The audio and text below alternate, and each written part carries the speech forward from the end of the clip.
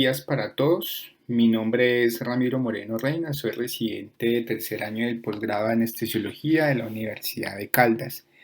El tema que trataremos el día de hoy es de manejo preoperatorio de cifoescoliosis. Este es el contenido de esta charla. Hablaremos de la definición y la clasificación de la cifoescoliosis. Luego hablaremos de la valoración preoperatoria, seguimos con el manejo intraoperatorio, teniendo en cuenta la posición, la monitoría y el neuromonitoreo para evaluar la integridad medular, cuál es la técnica anestésica ideal en esos pacientes dependiendo de los medicamentos disponibles para dar anestesia, y finalizaremos con técnicas de ahorro transfusional y manejo analgésico posoperatorio.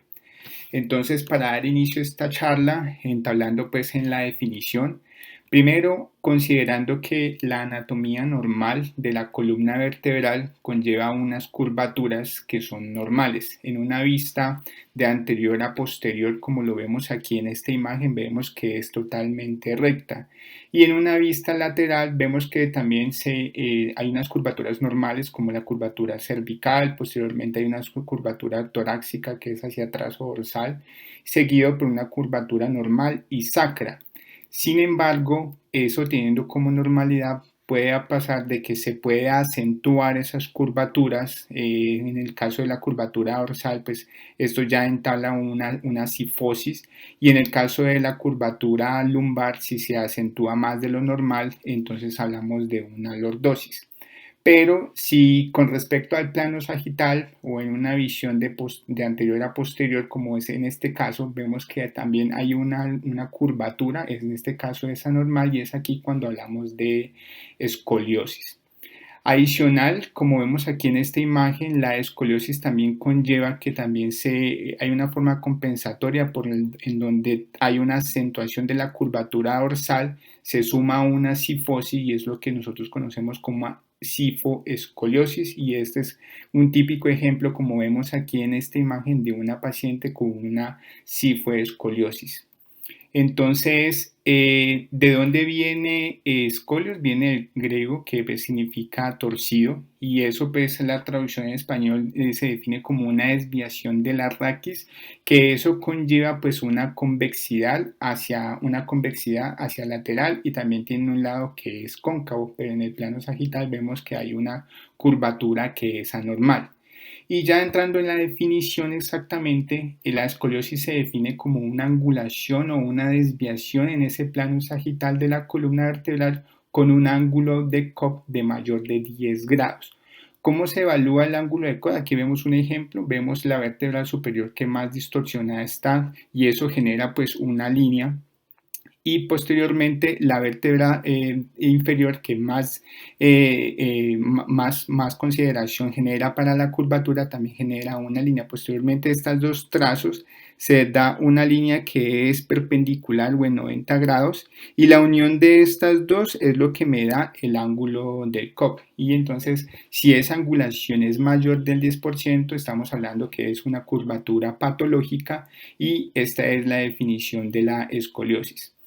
Una forma muy fácil de evaluar es haciendo un test de Adams, que consiste que el paciente se incline hacia adelante. Entonces vamos a ver que al inclinarse el paciente vemos que hay una zona de los emitoras que es mucho más prominente con respecto a la lateral, y eso genera estas deformidades óseas que nosotros vemos aquí. Entonces hay una desviación en este caso de la columna vertebral hacia el lado derecho, como vemos aquí en esta imagen, y eso genera un lado que es convexo y otro lado que es cóncavo.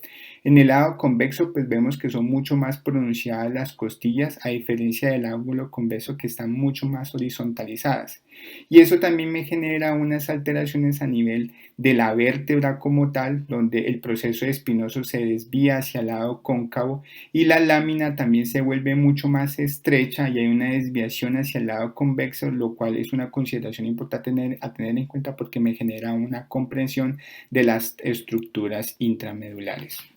En cuanto a la epidemiología, la incidencia de esta patología es de 4 personas por cada 1000 habitantes. Es mucho más frecuente en las mujeres, afecta en una proporción de 3 veces a las mujeres por cada hombre. Y en cuanto a la etiología, la gran mayoría de las presentaciones es de etiología desconocida, un 70% es idiopática, pero también hay un 30% donde está desencadenado hay una, o está secundaria a una presencia de una enfermedad o un síndrome. Siguiendo con la clasificación depende tanto de la desviación, de la severidad de la escoliosis y de la etiología de la patología. Si hablamos de la desviación, pues simplemente vemos la zona que está afectada, como vemos aquí en estas imágenes. Puede ser una escoliosis de presentación del lado lumbar hacia y dependiendo de la dirección hacia donde está la convexidad de la deformidad. Puede ser una escoliosis torácica si afecta las vértebras torácicas o si afecta como tal las vértebras torácicas lumbares, hablamos de una escoliosis toracolumbar. O puede ser combinada en los casos muy severos de deformidad de sea lumbar, pues digamos que hay una compensación a nivel torácico, lo cual genera también una deformidad a nivel superior y estamos aquí hablando de una escoliosis combinada. Sin embargo, lo más importante en los pacientes con escoliosis es hacer una adecuada clasificación dependiendo de la severidad y eso nos da el ángulo de Cobb que se mide en estos pacientes, ya como lo hemos explicado. Puede ser, hablamos que ya por encima de 10 hablamos de escoliosis. La severidad puede ser leve cuando es de 10 a 20 grados, es moderada por encima de 20 grados hasta los 40 grados y severa por encima de los 40 grados. Sin embargo, algo muy importante a tener en cuenta es que el grado de severidad también tiene unas repercusiones en alteraciones cardiopulmonares que pueden estar presentes y en la sintomatología que puedan también presentar estos pacientes. Aquí, como vemos en este cuadro, vemos que por encima del 60-65% ya hay un componente de enfermedad pulmonar restrictiva y eso es algo a considerar porque estos pacientes generalmente son los que tienen mayor sintomatología en esta grave severidad de la escoliosis. También se puede dar un enfoque de manejo. Generalmente las angulaciones de 10 a 20 grados requieren un seguimiento médico. Sin embargo, por encima de 20 a 40 grados el tratamiento se puede hacer por medio de ortesis o yeso. Y las curvaturas mayores de 40% o 50% son de manejo quirúrgico, pero estas indicaciones de manejo médico, como vemos aquí en este recuadro, eso también depende de la sintomatología de los pacientes que puedan presentar y digamos que esto se puede considerar dependiendo del equipo quirúrgico que maneje estos pacientes, pero si la sintomatología puede ser severa, podemos también tener pacientes que con este grado de angulación puedan también presentar manejo quirúrgico. Algo muy importante es respecto a la etiología. Ya habíamos hablado que la gran mayoría es idiopática, el 70%, y este grupo se divide en tres, que puede ser infantil, que se puede presentar antes de los 3 años de edad. Esta población es un poco más frecuente en hombres.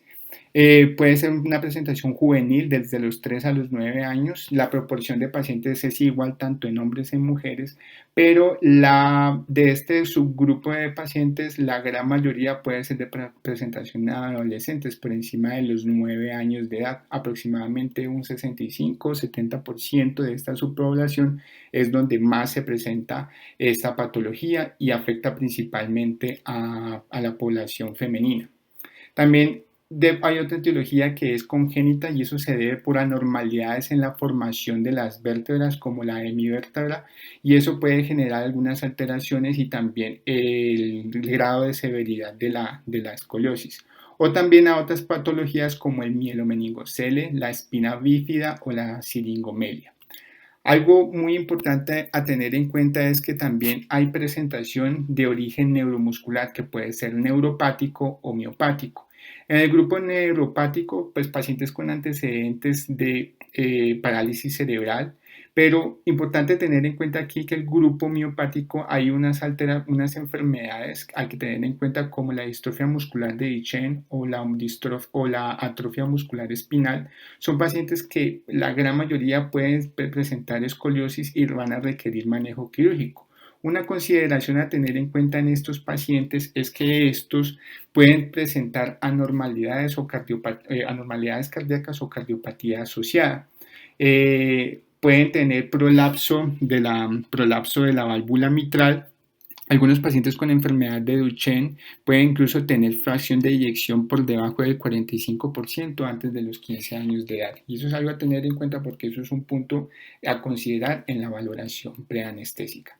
Hay otra población mucho menor asociada a otros síndromes como el síndrome de Morfan o la mucopolisacaridosis o la osteogénesis imperfecta que pueden presentar también algún grado de escoliosis.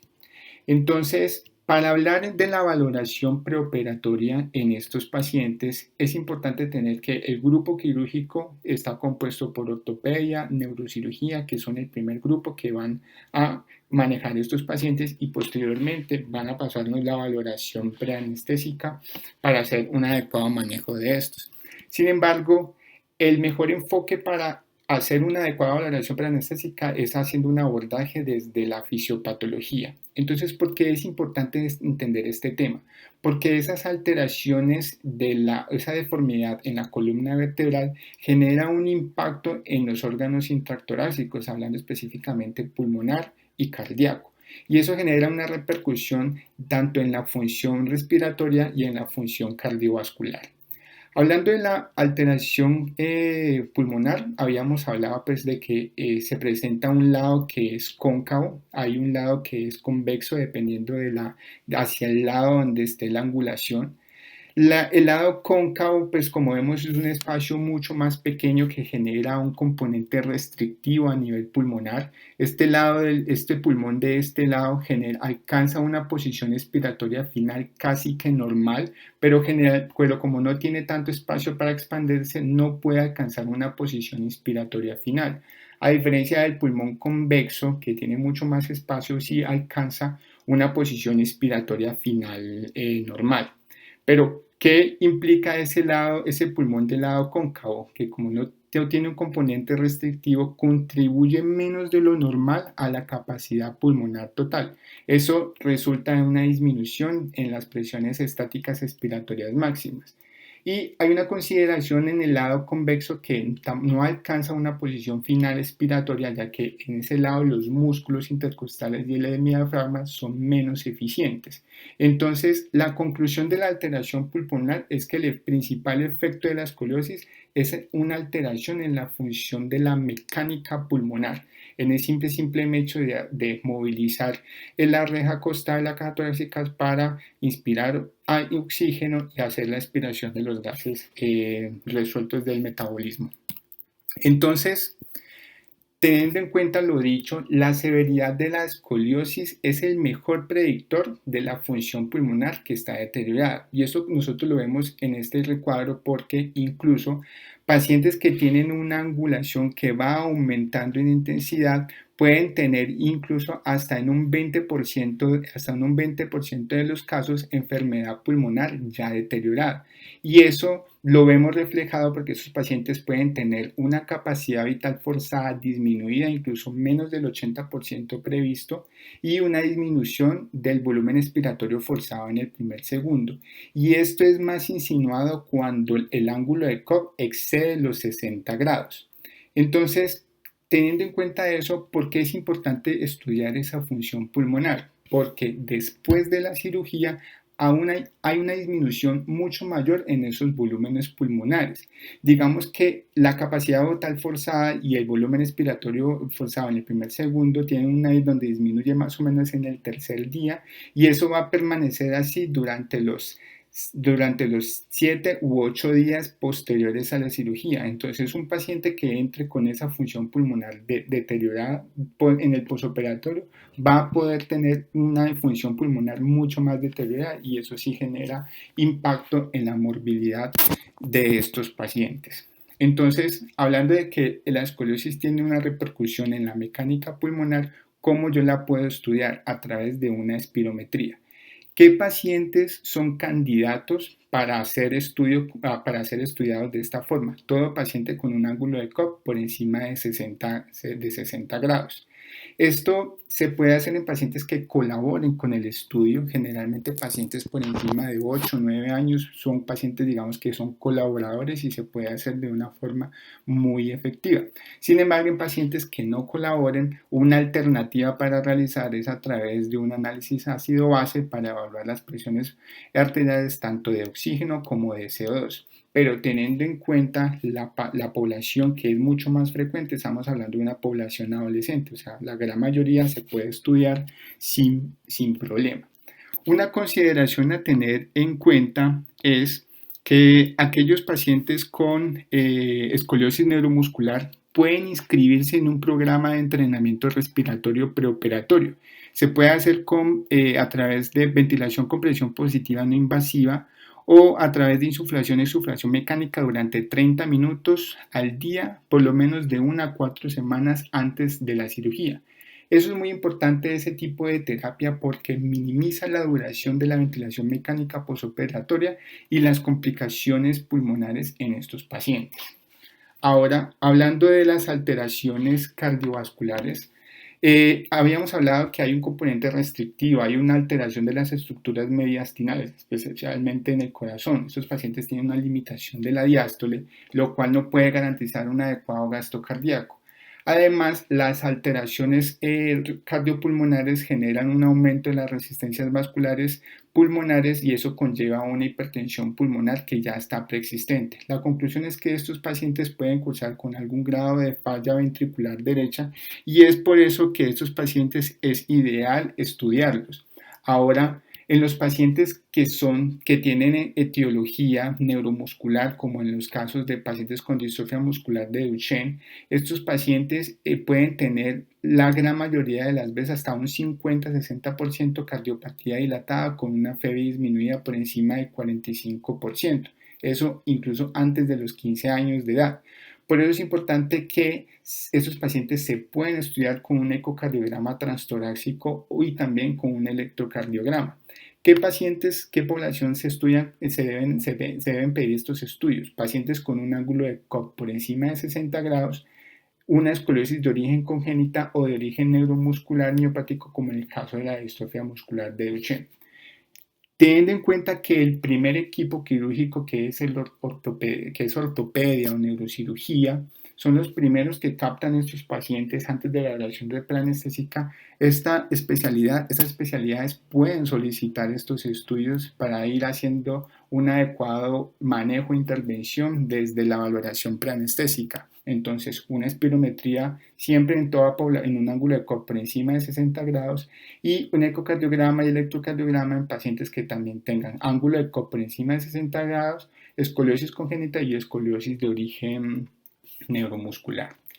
En cuanto a qué laboratorio nosotros podemos solicitar en la evaluación preanestésica, teniendo en cuenta que esta intervención es clasificada como un riesgo intermedio, todos los pacientes es importante estudiarlos con un hemograma, teniendo en cuenta para evaluar cuál es el estado de la hemoglobina y según esto hacer técnicas de ahorro transfusional, hablaremos de ese ítem más adelante. Siempre la hemoclasificación porque hablamos de una cirugía de pérdidas sanguíneas y es por eso tener en cuenta una reserva en estos pacientes.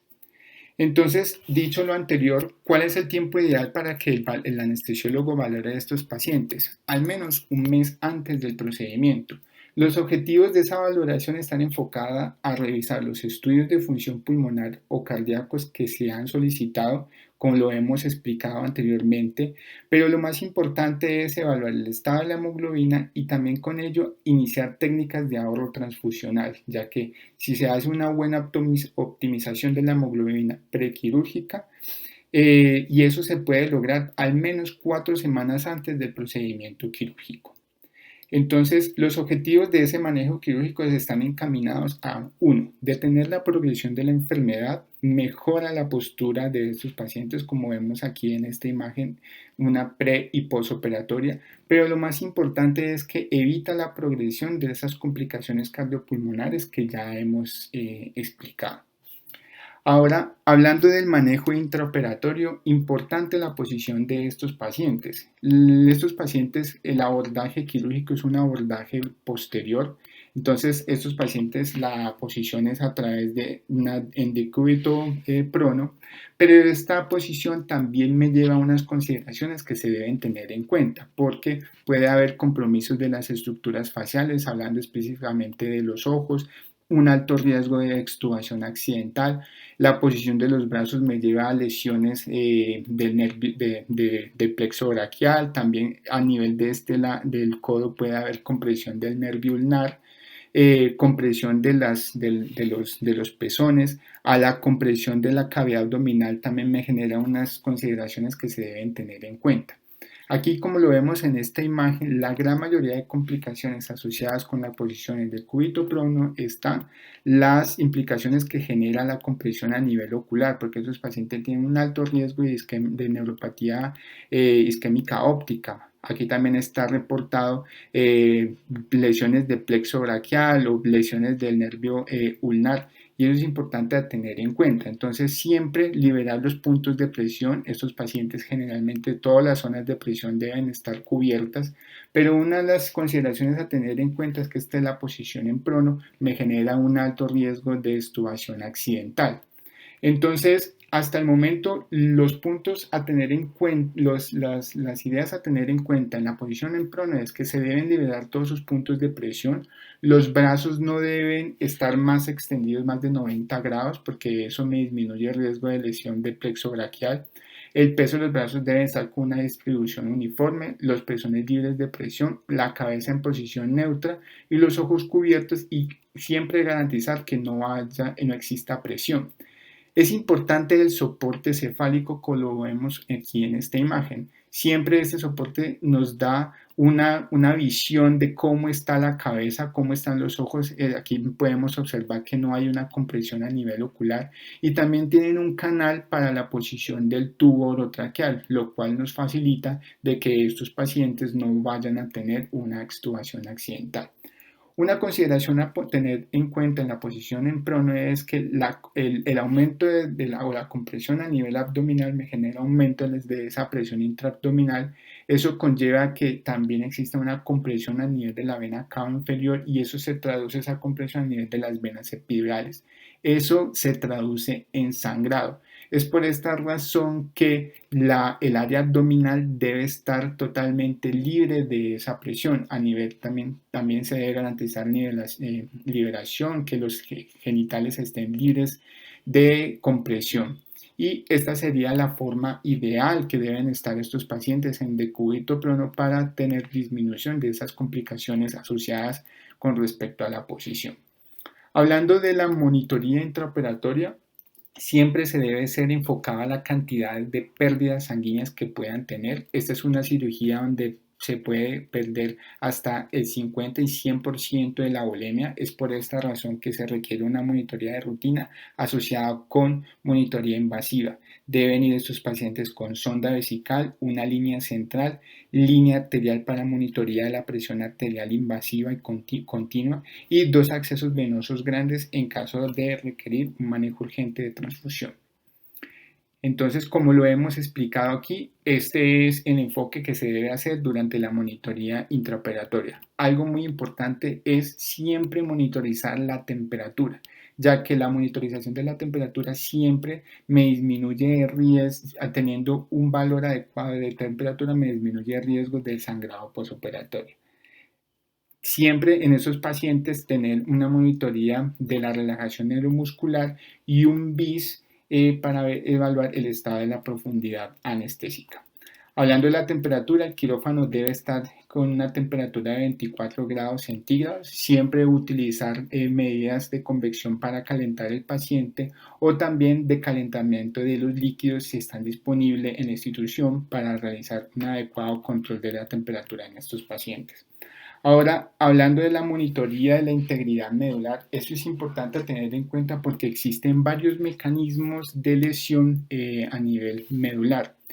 Estos son los que están descritos. Puede haber una contusión directa de la médula durante la exposición quirúrgica o también por la manipulación del cirujano por contusión por los ganchos, alambres o el material que se esté utilizando, la distracción por esas varillas o tracción que genera en la médula.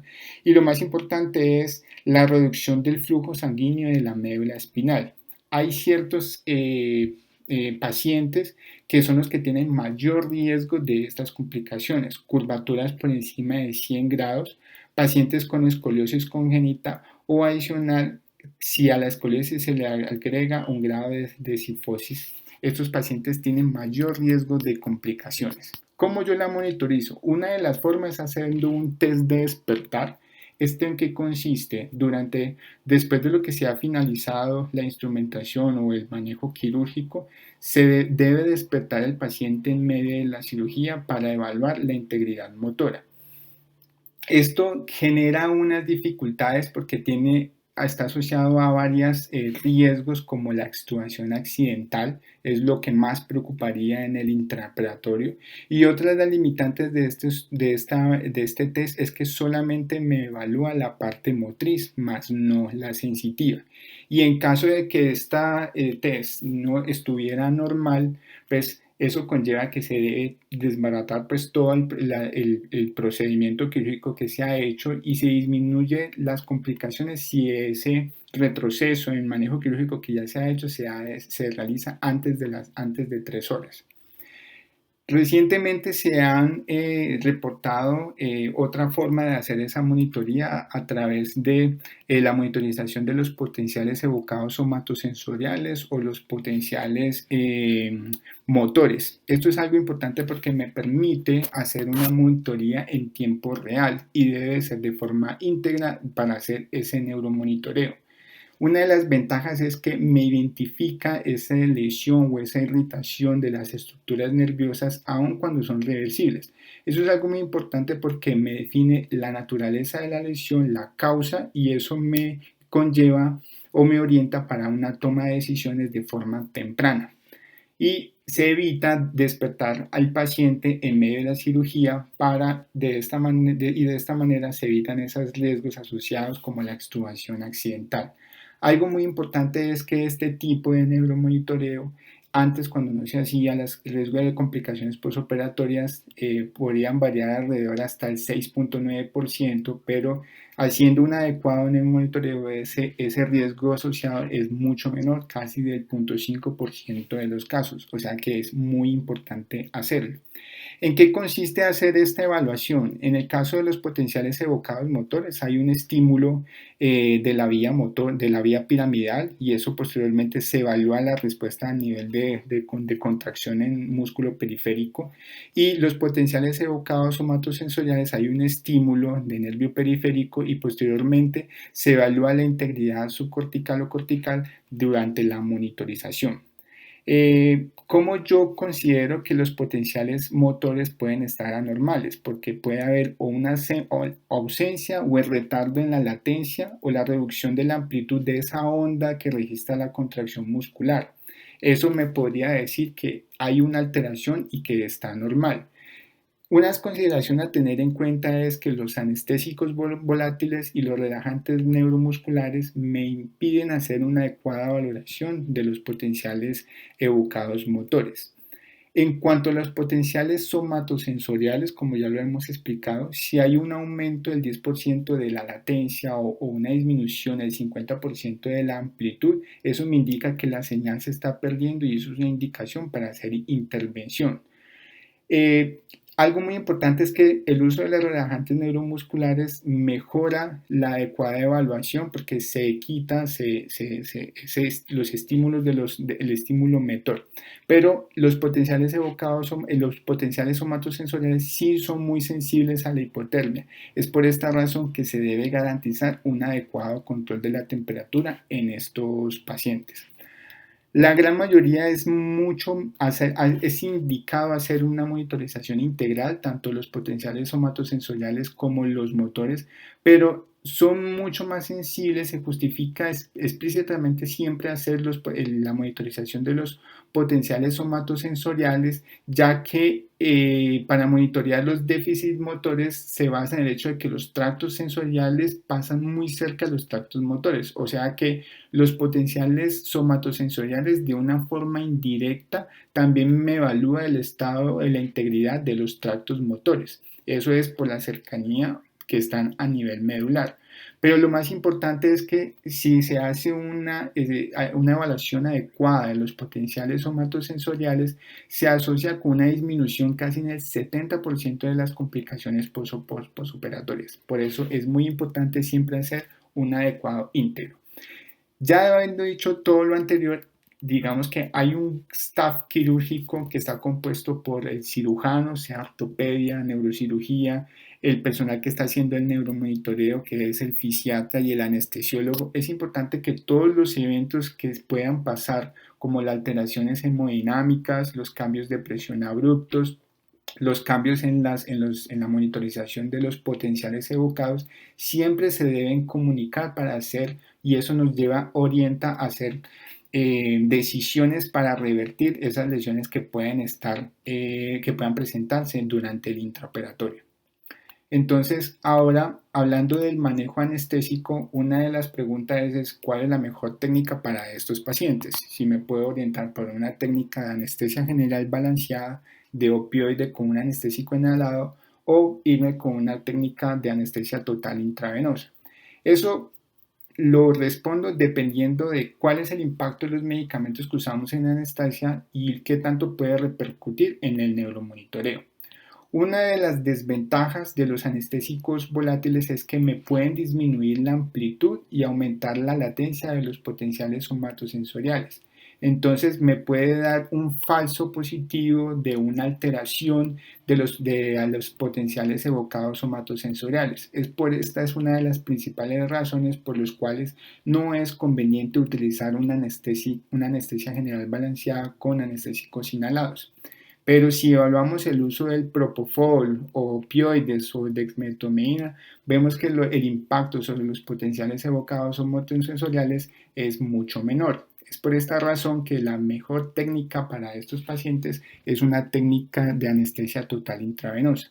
Una consideración a tener en cuenta en el propofol es que también puede disminuir subjetivamente la amplitud de los potenciales evocados motores miogénicos. Sin embargo, eso no pasa si tenemos un objetivo como máximo de concentraciones objetivo de 4 microgramos por mililitro o que eso se traduce en una infusión que no sea superior a 6 miligramos por kilo hora.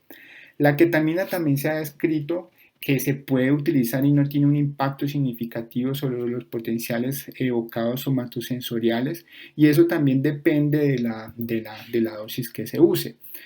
Se ha descrito que unas dosis menores de 0.5 miligramos por kilo, que es lo que se considera como dosis analgésicas, se pueden utilizar de adecuada forma y eso también me ahorra el uso de opioides durante el intraoperatorio.